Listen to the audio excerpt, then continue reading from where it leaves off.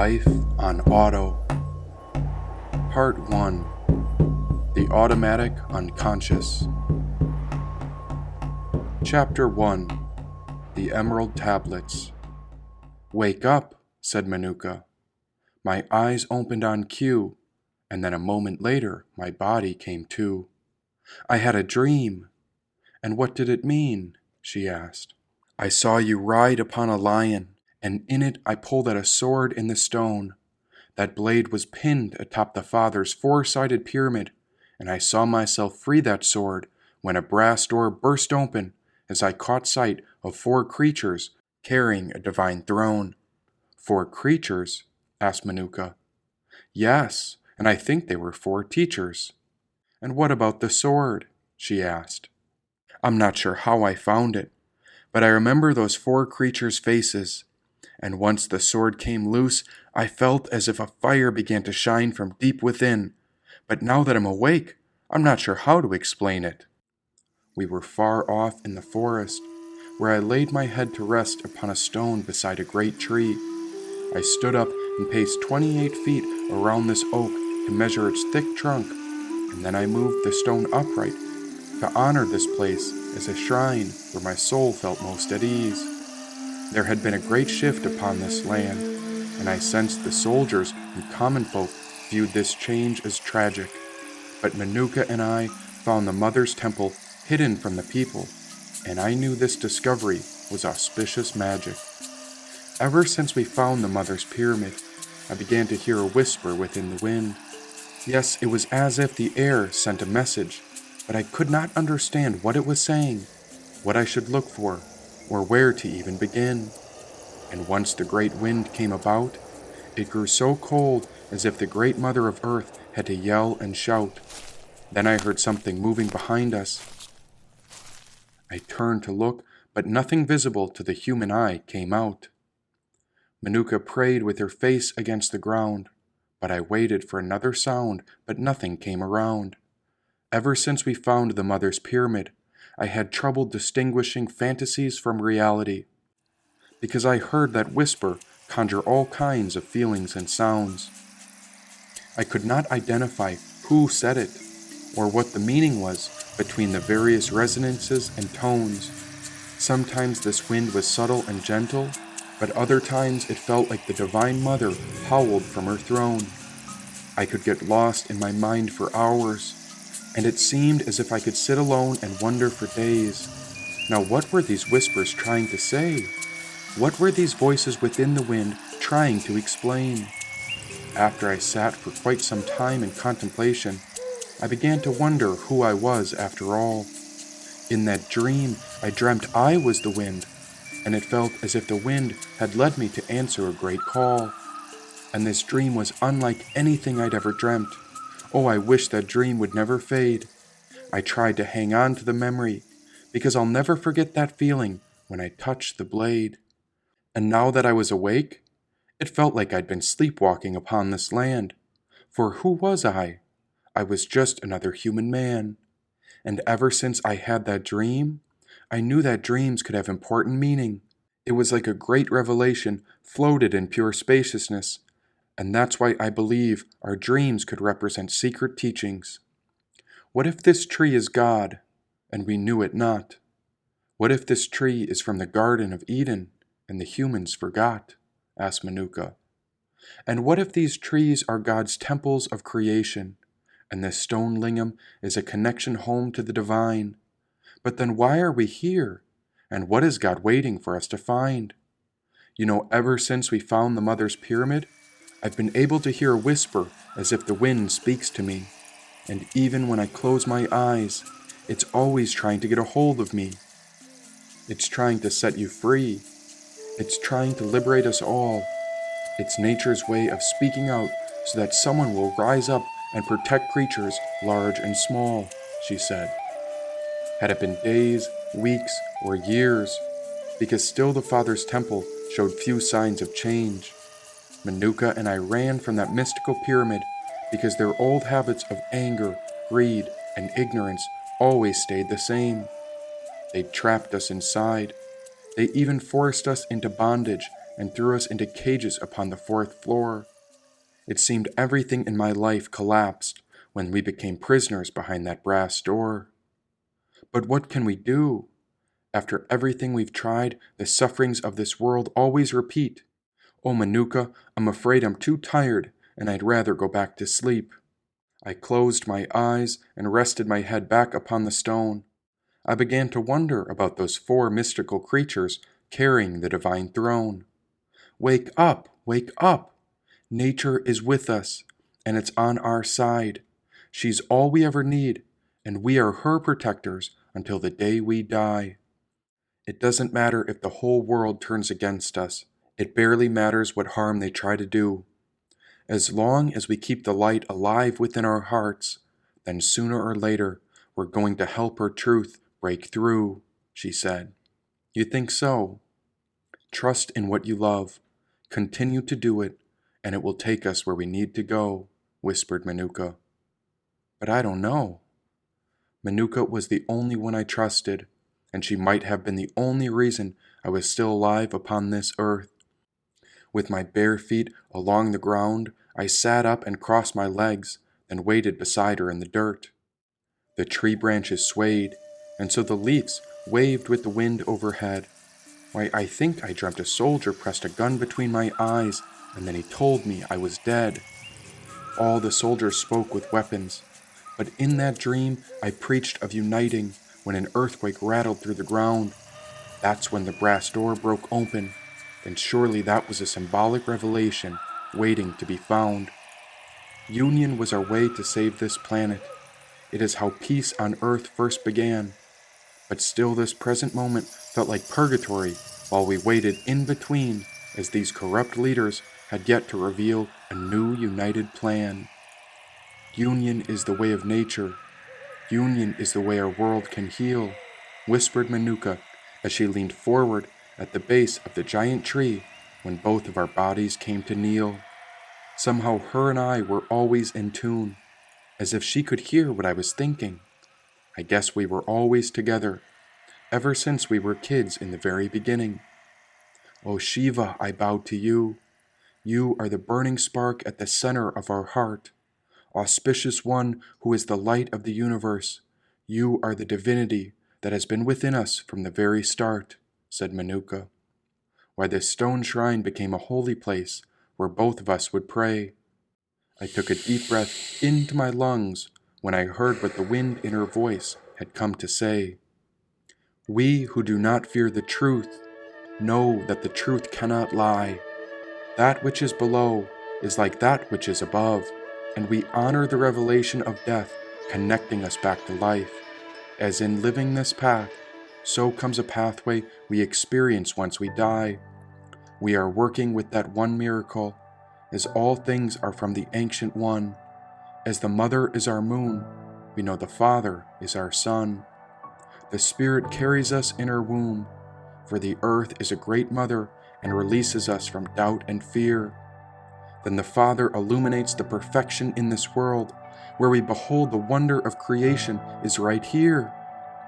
When the Ancient One of Days created the land, it separated the element of earth from that of fire, the subtle from the gross, and with great sagacity it doth ascend from earth to heaven, and again it descends to earth, and receives the force of things superior and inferior. We will possess the glory of the brightness of the whole world, and all obscurity will fly far away from thee. This is the strong fortitude of all strength, for it vanquishes every subtle thing and penetrates every solid thing we see. Thus the world was created. Hence everywhere are the marvelous adaptations that came forth all around us. For this reason we call upon you, the thrice great one called Hermes Trismegistus. Here you hold all the parts of the wisdom of the world, for this is my prayer, so that the operation of the sun may be completed, said Manuka. Who's Trismegistus? In the Bible, they call him 666, she said. Hermes Trismegistus. And she spoke of the ascent from heaven to earth? That was like the staircase I think I saw in my dream, where angels joined the connection between heaven and earth, Surely she spoke of the same vision I had just seen. Then you have seen the same journey that I've witnessed in my dreams? I asked Manuka. Together we are on the journey called life. We are all a little broken and a bit shattered inside. Each of us is aspiring to make it to the end. None is deprived of pain here, and we have to face this suffering before the end, when the body must die. This journey is all about healing our soils and helping each other in our own special ways. Let us help each other put those pieces back together and make it to the end more beautifully. Let us help each other survive and make it through these hard days, she said. And which way is forward for us, especially when the Father's pyramid is ruled by an entire army? When we no longer know what to do, we have come to our real work, and when we no longer know which way to go, we have begun our real journey, said Manuka. She was the only one who could hear what I was thinking. She was the only one I couldn't hide from. Of course, I was her adopted brother, but she was also like my mother, and I like her son. Do you hear something, Otto? She asked. Leaves shuffled behind us. Was this a friend or a threat? My eyes moved away from the stone shrine, but I couldn't see this visitor emerge through the darkness just yet. Geronimo, whispered Manuka. My eyes turned wide, and now what was back there? The word Geronimo was a warning of a threat or conflict. It was Manuka's way of secretly explaining this could be something to fear, said a black cat. Hermes, did you summon this? She said. It was not I, and it didn't matter what she called me. I was much more curious about what I was becoming, because we did not yet have the proper resources in order to be totally free. But who was I? Was I like the waves over sand, always changing? And that's why she called me by 4 different names, because I would always shift depending on her ever-changing plan. Atlas, isn't this Francis's cat? She said. A king, a protector, a lover, and a magician. Those 4 names were directions as to how my spirit could move. Of course, Otto, Geronimo, Hermes, and Atlas were codes she whispered to me after all we'd been through. And if you had to designate something, then of course you'd give us a name, wouldn't you? Look at the ocean, and you say this is a sea, and this is what the waves do, and so we call it the shoreline. But that's just the name for the water's presence that the moon's tides go through. But what is the process of the water, mixed with the earth and the sky together? Is this ever-changing energy behind the ocean a name or existence itself? Isn't it a part of our soul and the self that continues to go on forever? So what good is a name when it all comes back to one? And why do we act as if we're separate, if we can all be traced back to exactly where all of us are from? Now the black cat came closer, and its tail wrapped around my hand. Signs were always being sent to us, even if these messages were things most humans could not understand. Now my muscles let go, and so I felt my shoulders relax. The wind came to whisper again, when both Manuka and I listened as this gust pressed against our backs. What was it getting at? And what was this wind's whisper trying to say? I could feel the distant chill from the Father's pyramid, and there I observed how the crowds of people were likely still afraid. And I recognized this cat from the Queen's temple. This was the one who came to Francis's side. This unusual black cat seemed to follow Manuka, Francis, and myself, as if we were his guides. Now this cat was quite special, and not once did I fear that it would attack. It was so brave because I had even seen it resting within the jaws of a crocodile, and at night its fur was as dark as the midnight black. The cat and I had that in common. We were darker than almost anyone else here. For one reason or another, it picked Manuka and I as its favorite pair. Now the cat sat before Manuka. Its eyes gazed into her, and so I watched both of them stare into each other, but there was only silence that I heard. This cat picked us for a reason, and I see how it has an ancient soul. It obeys the inner and outer aspects, but a cat like this will not do as it's told, said Manuka. You can hear it? What is it trying to say? It is so much to explain, but above all, it came to reveal the way, said Manuka. And so you want us to put our faith in a cat? I prefer to follow the ways of nature. I'd hate to follow this feline only to chase bugs or mice and regret it later. Manuka smiled and reached down to pet the spine of the black cat, and so its neck began to purr when a vibration emitted back. This cat is part of nature, just another vehicle the Great Mother has grown. Can't you see that this feline is our great ancestor? What if this is an old friend who has come to find us and show us the way home? Asked Manuka. She seemed to find the bright side of all things, but how could she see her fellow ancestors disguised within this cat? Once she mentioned the word Geronimo, I had suspected this creature as a possible attack. Then once the black cat appeared, she spoke of Hermes, that great magician. Did she think I could be him, summoning the black cat to come along our mission? Lastly, she called out for Atlas, who is the great king of Atlantis. But this is not who I was. After all, if there was ever a golden crown, I would have given it to Francis.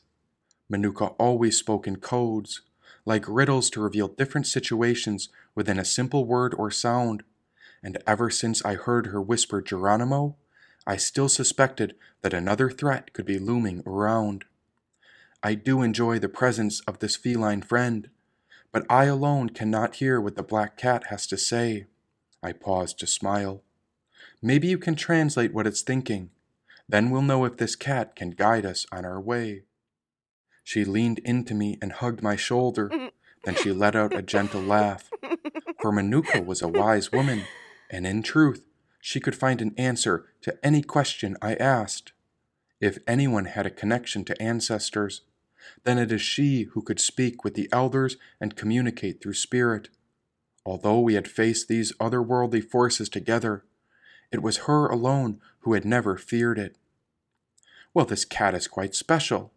Its energy has much to explain, and it's quite quirky, so it reminds me of one of our old friends named Jane, said Manuka.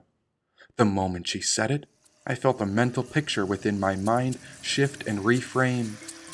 The wind whispered about burning posts from afar, and now I could hear how witches had been burned at the stake, and there it told me about Jane. The whispers wouldn't stop. Oh, how these voices were always too much. They explained that this cat tried to save Jane, but the whispers never revealed if this brave cat's effort was enough. Poor Jane, I whispered to the night sky, and then I reached down to pet the cat. Said the feline. Now can you translate that? I smiled at Manuka, as if only to play, and so she studied the cat's eyes to decipher what this feline had come to say. This cat speaks of 3 cycles, the ways or tendencies of earthly life. These are patterns which make up elements of reality that affect our psychological, emotional, and energetic states, which are not as simple as wrong or right. These patterns are always present in all beings, places, and things, and so we notice these shifts if we tune in to witness the energy that each pattern brings, said Manuka. Well, tell me more, especially if you're certain this cat says so. What are these 3 cycles that this black cat seems to know?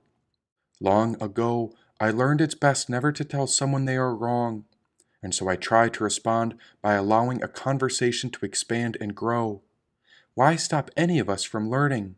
After all, you never see a current cut off the river's flow. These cycles are called the gunas, and they are like themes or attitudes behind life as if it's seen like a great drama. These cycles are called sattva, rajas, and tamas. Tamas is seen as inertia, lethargic, and ignorance, often seen as darkness, and this can be felt as heaviness, sloth, dullness, or indifference. Rajas is viewed as activity and energy. This is expansion, movement, and immense passion. Here we feel the great desire to achieve, but this leads us into deeper attachments. Whereas with tamas, we are dull and deluded. With rajas, we move deeper into our cravings.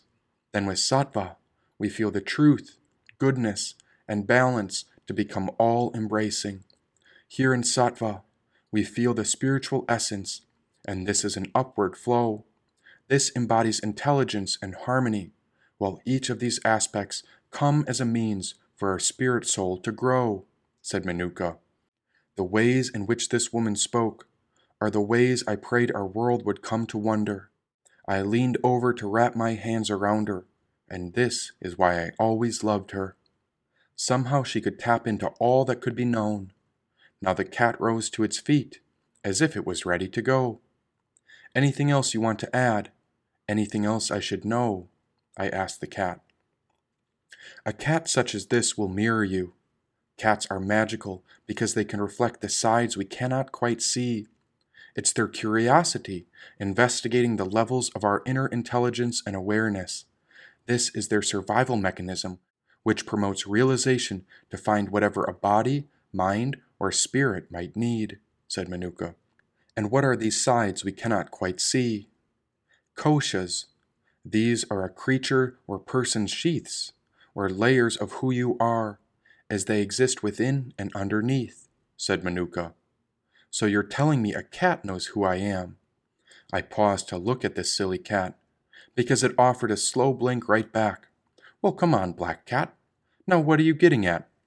And I swear its eyes were yellow before, but now they appeared a subtle green. Yes, this cat was slightly cross-eyed, as its eyes gazed into mine, but what exactly did it see? Surely this cat knows that I'm a man, but that's not who I am. Everyone sees you as a man, but this is not what the cat knows, said Manuka. Then what? It sees me as a large creature, dressed up in strange clothes? Cats can see beyond the outer layers. It seeks truth within or beyond the norm. And the reason cats can stare for so long is because they're curious as to watch us transform, said Manuka. She leaned over to kiss my shoulder, and I felt goosebumps run over my skin. My heartbeat began to race, and now a source of great heat began growing from within. The cat moved closer, and now it rubbed its whiskers against my leg. It purred between Manuka and I, and so Manuka said, Cats can see the soul, which is the innermost self of what lives within. Of course we think we are our physical layers, but this cat is sensing a connection to something deeper than skin. Now why would any cat trust a human, especially if we're 10 to 20 times its size? A cat's survival instincts monitor what we cannot see. This is how the black cat knows if or when it's in danger, and how it could die. The way the cat trusts us is because it relates with the layers of koshas that make up who we are. Imagine if a candle flame found a body to reside in. Our innermost self is no different from that illuminated morning star, said Manuka. But what are these koshas? We all have koshas, so do animals and plants. While humans have 5 koshas, each layer can be distorted or enhanced. These koshas are like a map or path, empowering us to know the true self deeper. This liberating knowledge leads us to look inward, where we discover our innermost teacher. The first kosha is called the Amanamaya kosha, as it is our physical sheath. This is our living body, skin, bones, and blood, which is powered by the material food we eat. Second is the sheath of breath, called the Pranamaya kosha, or layer. This is an energetic layer powered by the breath as our life force, which every body requires. The third sheath is our Manomaya kosha, and this relates to our mental and emotional state. Connected directly to the mind, thought, will, and wishes, this knowledge is essential but incomplete, as it's an ever-changing layer our minds generate. Fourth is the Vijnanamaya kosha, or the wisdom layer of infinite colors. It is a deeper and more profound aspect of our knowledge, ethics, and reason, characterized by faith, justice, truth, and union. Its power offers this knowledge to work in the service on behalf of all others. Vijnana translates as consciousness or awareness, and in this layer we begin to settle into the seat of the observer to connect with our inner self or truest nature. Free from the influence of thought, emotion, and experience, the inner koshas affect the outer, and the innermost layer is the smallest yet most spiritual and major. This is where knowing becomes knowingness, and so we rest and relax in this higher and conscious state of mind.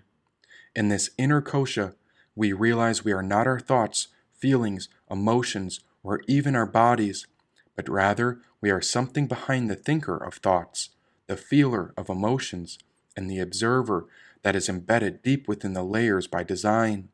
The innermost layer is the bliss sheath, or the Anandamaya kosha. This is our innermost nature of divinity, which is our connection to the source of creation, often called God, Brahma, Allah, and Jehovah.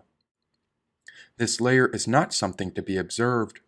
You do not witness this bliss body because you are that bliss. One who realizes this innermost nature is at peace within and without. This calm state of immense tranquility is nature at the highest consciousness. We fear nothing and no one. Living with our truest nature, the bliss body is free from pride, good and evil, because it knows we existed before life in this body even begun. This bliss body is our spiritual body, and in deep sleep, when the mind and senses cease their activity, we stand in between the finite and the infinite, the self and the no-self, and here we receive dreams and visions which appear as imaginative and illusory. The bliss sheath often plays the most during deep sleep, as it is a reflection of the Atman, or soul, which is absolute bliss, truth, and beauty. And often the nature of dreams sends signs and symbols to our other layers, as if our koshas were layers in a great drama or movie, said Manuka. And about this cat, you're saying this animal can look into who we really are? What if this cat is just lost and looking for food? What if this black cat is just a bit bizarre? And I wondered if it could sense my confusion. The reason cats are so special is because they can see through the illusion. They're aware of the forces beyond our individual control, as they are masters of the inner worlds, and this particular feline says that we're here to give birth to a spiritual evolution, said Manuka. Now another cat came forward, and this was a much smaller and smoky-colored runt, with gray, black, and white fur covering its body. Both of them had black noses, but neither were in a rush. Aha! The black cat says this is a new friend it just met. The black cat is called Kib, or Sib, and the little runt is called Kismet, said Manuka. Who? Kib is a Mayan word, and it means wax or forgiveness, while the little one's name means spiritual fortune, she said. Well, how could I say if she's wrong, when I don't even know who I am? Now, if those cats really could recognize our spiritual nature, then could it be possible that animals knew something about the divine plan? Then Manuka closed her eyes to rest, and so these cats would be her guardians to watch over her for tonight. Even though I was just waking up, I saw it as my duty to survey this dark night. And there were many criminals, burglars, and thieves wandering this land, and so I had to make sure that the rest of this forest was all right. The cats got comfortable, then I gazed back at the stone shrine.